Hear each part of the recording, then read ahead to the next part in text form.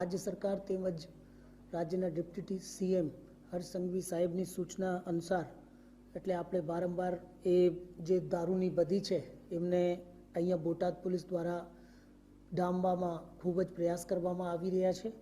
હાલમાં જ ગઈકાલે એટલે એલસીબી ટીમે જે દારૂના એક મોટા કેસ કર્યા છે દસા વિસ્તારમાં, એમાં લગભગ 183 પેટી જેટલું મુદ્દામાલ જેની કિંમત લગભગ 27,40,000 થાય છે અને એના સાથે એક ટ્રક જે મોટા ટ્રક છે એમની કિંમત પર 25 લાખ રૂપિયા જેટલી છે એ કબજા કરવામાં આવેલ છે। એમને સાથે જે દારૂની હેરફેર કરતા બે આરોપીઓ જેમાં રાકેશભાઈ ભીમજીભાઈ તેમજ કિશનભાઈ સુરેશભાઈ એ લોકોને પણ પકડવામાં આવે છે। હવે એમાં એ તપાસવામાં આવશે કે બીજા કોણ ગુનેગારો એમાં સામેલ છે। આમાં જે કિશનભાઈ સુરેશભાઈ છે એ એક લિસ્ટેડ બુટલેગર પણ છે, એટલે આ બધાને અટક કરવામાં આવેલ છે અને તપાસ પણ ચાલુ છે। એમાં જ્યાં કોને મંગાયો છે અને કોના કહેવાથી એ દારૂ મોકલવામાં આવ્યું એની પણ તપાસ કરવામાં આવશે।